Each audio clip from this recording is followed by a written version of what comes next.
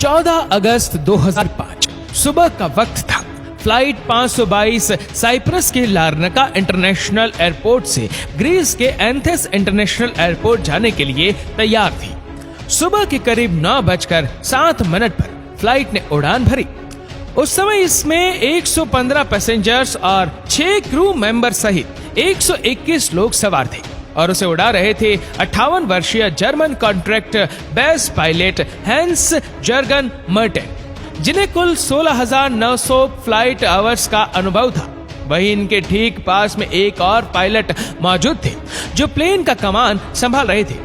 उड़ान भरने के 5 मिनट बाद यानी कि 9:12 पर प्लेन 12,040 फीट की ऊंचाई पर पहुंच गया और इस ऊंचाई पर पहुंचने के बाद ही अचानक प्लेन में एक अलार्म बजने लगता है। जब इस अलार्म की जांच की गई तो पता चला कि ये take off configuration warning alarm था, जिसे देखने के बाद दोनों पायलट हैरान हो गए और वह इसलिए क्योंकि take off configuration warning alarm तब बजता है जब प्लेन ग्राउंड पर होता है और उड़ान भरने के लिए तैयार नहीं होता। ऐसे में 12,000 फीट की ऊंचाई पर इस अलार्म के बजने का मतलब दोनों पायलट को समझ नहीं आ रहा था। स्थिति की गंभीरता को भांपते हुए उन्होंने एटीसी यानी एयर ट्रैफिक कंट्रोल से संपर्क साधना ही उचित समझा। फिर उन्होंने तुरंत ही एटीसी से संपर्क कर उन्हें बताया कि उनके विमान का take off configuration warning alarm बज रहा है। पायलट एटीसी को ये सब बता ही रहे थे कि इतनी ही देर में प्लेन के कॉकपिट में मौजूद कंट्रोल पैनल पर कई सारे अलार्म एक साथ बजने शुरू हो गए और इन अलार्म्स की आवाज के कारण पायलट की आवाज एटीसी तक पहुंचना भी बंद हो गई थी। साथ ही प्लेन का मास्टर क्वेश्चन अलार्म भी बजने लगा था, जिसका मतलब था कि प्लेन के कई सारे सिस्टम एक साथ ओवरहीट हो चुके हैं। दोनों ही पायलट की दिक्कतें अब बढ़ने लगी थी। उन्हें कुछ समझ नहीं आ रहा था कि अचानक ये सब क्या हो रहा है। इधर ये सब देखकर प्लेन में अफरा तफरी का माहौल बन गया। क्रू मेंबर्स लगातार यात्रियों को शांत कर रहे थे। सभी पैसेंजर्स को सांस लेने में काफी ज्यादा दिक्कत आ रही थी, इसलिए उनके ऑक्सीजन मास्क अपने आप ही नीचे आ गए। दरअसल जब प्लेन में ऑक्सीजन का लेवल कम होता है तब ऑक्सीजन मास्क अपने आप ही नीचे आ जाते हैं। इस दौरान प्लेन लगभग 18,000 फीट की ऊंचाई पर था। पायलट बार बार एटीसी से संपर्क कर उन्हें अपनी समस्या बताने का प्रयास कर रहे थे, लेकिन उनकी बात एटीसी तक पहुंच नहीं पा रही थी और कुछ ही देर में प्लेन का एटीसी से कनेक्शन भी पूरी तरह टूट गया। इसके बाद भी एटीसी ने बार बार फ्लाइट से संपर्क साधने की कोशिश की, लेकिन उन्हें कोई उत्तर नहीं मिला। प्लेन अब लगातार ऊपर की ओर बढ़ता जा रहा था। आमतौर पर इस रूट पर फ्लाइट को लगभग 1 घंटे और 45 मिनट का समय लगता है, यानी करीब 10:45 पर इस प्लेन को एंथस एयरपोर्ट पर पहुंचना था। 9:23 पर प्लेन 34,000 फीट की ऊंचाई पर पहुंच चुका था। इसके बाद 9:37 पर यह प्लेन एंथस के फ्लाइट इंफॉर्मेशन रीजन में पहुंच गया। 10:12 से 10:50 तक एंथस एटीसी यानी एंथस एयर ट्रैफिक कंट्रोल की टीम रेडियो कॉल्स के जरिए इस प्लेन से संपर्क साधने की कोशिश करती रही, लेकिन उन्हें कोई जवाब नहीं मिला। अब 10:45 हो चुके थे और इस समय प्लेन को एंथस इंटरनेशनल एयरपोर्ट पर लैंड करना था, लेकिन प्लेन का अभी तक कुछ अता पता नहीं था। कुछ अनहोनी की आशंका के चलते ग्रीस अधिकारियों ने तुरंत ही अपने 2 सबसे बढ़िया F-60 फाइटर जेट को इस प्लेन को ढूंढने के लिए भेजा। कुछ ही देर में इन फाइटर जेट ने इसे ढूंढ लिया। उनमें से एक फाइटर जेट उड़ते उड़ते इस विमान के बहुत करीब आ गया था, ये देखने के लिए कि इस विमान के अंदर आखिर चल क्या रहा है। तो इस फाइटर जेट पायलट ने देखा कि प्लेन के अंदर को पायलट के सीट पर कोई बैठा हुआ है। वही मेन पायलट अपनी सीट पर सिर नीचे करके बेसुध हालत में पड़ा हुआ है। फिर ये फाइटर जेट पीछे गया और अब उसने पीछे वाली खिड़की से प्लेन के अंदर के हालत का जायजा लिया। लेकिन फाइटर जेट के पायलट के लिए हैरानी की बात तो ये थी कि अपने बराबर में 2 फाइटर जेट के उड़ने के बावजूद किसी भी पैसेंजर से मुड़कर उनकी तरफ नहीं देखा। किसी भी पैसेंजर्स की तरफ से उन्हें कोई भी रिएक्शन नहीं मिला। तभी लगभग 11:49 पर फाइटर जेट के पायलट से दिखा कि एक शख्स प्लेन की केबिन से होकर कॉकपिट की तरफ जा रहा है। कुछ ही सेकंड में ये शख्स प्लेन की पायलट सीट पर बैठा हुआ दिखाई दिया। कॉकपिट में बैठे इस शख्स को देखकर फाइटर जेट के पायलट ने इसे इशारा कर स्थिति के बारे में जानना चाहा। यह शख्स भी फाइटर जेट के पायलट को कुछ बताना चाह रहा था, लेकिन वह कुछ बोल ही नहीं पाया। तभी लगभग 1 मिनट बाद 11:50 पर प्लेन की लेफ्ट इंजन ने काम करना बंद कर दिया और प्लेन लेफ्ट साइड से झुककर तेजी से नीचे की ओर गिरने लगा। पायलट सीट पर बैठा शख्स उसे कंट्रोल करने की कोशिश तो कर रहा था, लेकिन वो उसे कंट्रोल कर ही नहीं पा रहा था। ठीक 12 बजे प्लेन के राइट इंजन ने भी काम करना बंद कर दिया। प्लेन का कंट्रोल अब पूरी तरह से खो चुका था।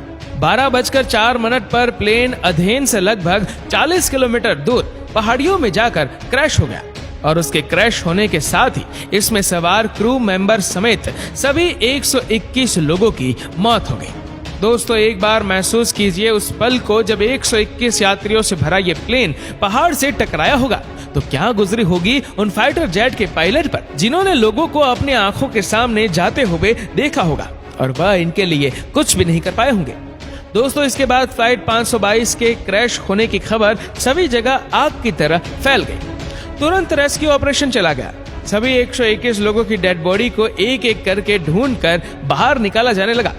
लेकिन जब हादसे में मिली कुछ लोगों की डेड बॉडी की ऑटोप्सी की गई तो एक चौंका देने वाली बात सामने निकल कर आई। दरअसल जहाज में मौजूद ज्यादातर सभी लोग और पायलट प्लेन क्रैश होने से पहले ही मर चुके थे। तो अब यहाँ सबसे पहला सवाल ये था कि जब पायलट प्लेन के क्रैश होने से पहले ही मर चुके थे तो लगभग 2 घंटे तक प्लेन का कंट्रोल किसके पास था? तो दोस्तों, हमने वीडियो की शुरुआत में एक व्यक्ति का जिक्र किया था, फ्लाइट अटेंडेंट एंड्रियान स्क्वाड्रोमो। जी हाँ, जो एंड्रियान स्क्वाड्रोमो ही थे जिन्होंने अभी तक इस जहाज को संभाले रखा था, क्योंकि अंत में उन्हीं की आवाज एटीसी को सुनाई दी थी। एंड्रियास ने करीब 5 बार मेडे मेडे कहकर मदद की गुहार लगाई थी। एंड्रियान्स के पास यूके कमर्शियल पायलट का लाइसेंस तो था, लेकिन उन्हें इतना एक्सपीरियंस नहीं था कि वह बोइंग 737 जैसे प्लेन को कंट्रोल कर सके। लेकिन इसके बावजूद वो विमान को घनी आबादी के क्षेत्र से दूर ले जाने में कामयाब रहे। जब एक्सपर्ट्स ने इस घटना के पीछे की वजह जानने के लिए जांच शुरू की तो उसमें सामने आया कि जब प्लेन लेफ्ट साइड में झुक गया था तो इसके कारण ये था कि प्लेन के लेफ्ट इंजन फ्यूल खत्म हो गया था, लेकिन अभी भी इस हादसे की जड़ तक पहुंचा जाना बाकी था। तभी अचानक एक इन्वेस्टिंग ऑफिसर की नजर कंट्रोल पैनल के एक बटन पर पड़ी और यह बटन था प्लेन के प्रेशर को सेट करने का। इस बटन को देखते ही उस ऑफिसर को पूरी कहानी समझ में आ गई। आपकी जानकारी के लिए बता दें कि प्रेशराइज बटन पूरे जहाज में एयर का प्रेशर कंट्रोल करता है। जनरली जहाज के बाहर लगे इंजन बाहर की हवा को थोड़ा थोड़ा करके अंदर भी भेजते रहते हैं ताकि विमान के अंदर बैठे लोगों को ऑक्सीजन मिल सके। आमतौर पर इस प्रेशराइज बटन को ऑटोमेटिक मोड पर ही रखा जाता है और अगर कभी इसे मैनुअल मोड पर किया भी जाए तो कैप्टन और को पायलट को इसका ध्यान रखना पड़ता है। अब हादसे की जड़ तक पहुंचने के लिए हम आपको घटना से एक दिन पहले ले चलते हैं। जब बोइंग 737 का जहाज अपनी रूटीन सर्विस पर गया हुआ था, वहां इसको अच्छे से चेक करके इसकी सर्विस की गई और वहीं इसकी जांच करने वाले लोगों ने इसे मैनुअल मोड पर करके इसे पायलट को सौंप दिया था।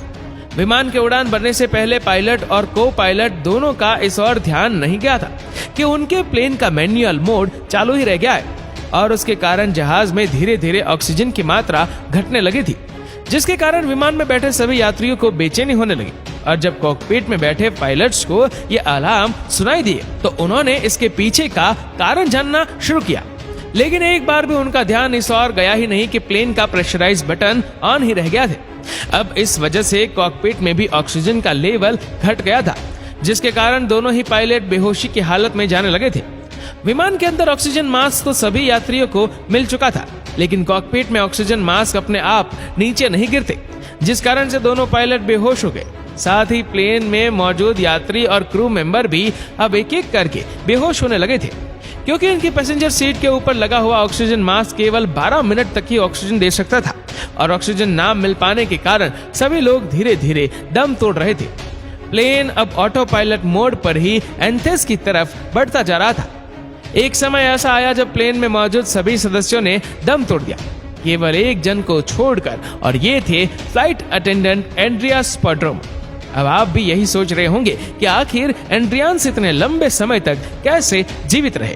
तो आपको बता दें कि एंड्रियान्स एक स्कूबा ड्राइवर थे और क्योंकि स्कूबा ड्राइवर अपनी सांसों को लंबे समय तक रोक पाने में सक्षम होते हैं, इसलिए वह अब तक जिंदा रहे। लेकिन ऑक्सीजन प्रॉपर ना मिलने के कारण अब उनकी भी हालत खराब हो चुकी थी, लेकिन जैसे तैसे करके वह कॉकपिट तक पहुंचे और प्लेन को कंट्रोल करने की कोशिश करने लगे। लेकिन एथेंस तक पहुंचते पहुंचते ये प्लेन यात्रियों की जगह उनकी लाशों से भर चुका था।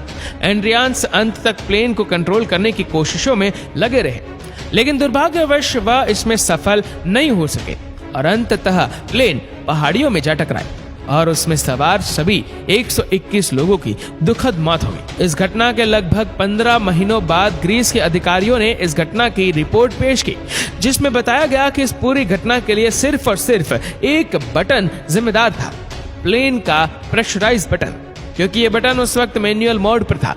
लेकिन भले ही अधिकारियों को यह नहीं लगता हो, पर हमारी नजर में असल दोषी उस सर्विस सेंटर के एम्प्लॉय थे जहां प्लेन रूटीन सर्विस के लिए गया था, क्योंकि उन्होंने उस प्रेशराइज बटन को ऑटो से मैनुअल मोड पर कर दिया था। लेकिन उसने इस बात की खबर किसी को भी नहीं दी थी। ऐसे में या तो उन्हें इस वापस ऑटो मोड में डालना चाहिए था या पायलट को इस बात से अवगत करवाना चाहिए था, लेकिन उन्होंने ऐसा कुछ नहीं किया। शायद अगर वह इतनी बड़ी लापरवाही नहीं करते तो उस दिन 121 लोगों को अपनी जान नहीं गंवानी पड़ती। दोस्तों, इस वीडियो को लेकर आपकी क्या राय है, नीचे कमेंट करके जरूर बताएगा। और अगर आपको वीडियो अच्छा लगा हो तो इस वीडियो को लाइक करेगा, शेयर करेगा ज्यादा से ज्यादा लोगों तक, और ऐसी ही और भी रोचक जानकारियों के लिए सब्सक्राइब करें हमारे यूट्यूब चैनल को और फेसबुक पर फॉलो करें हमारे पेज को। धन्यवाद।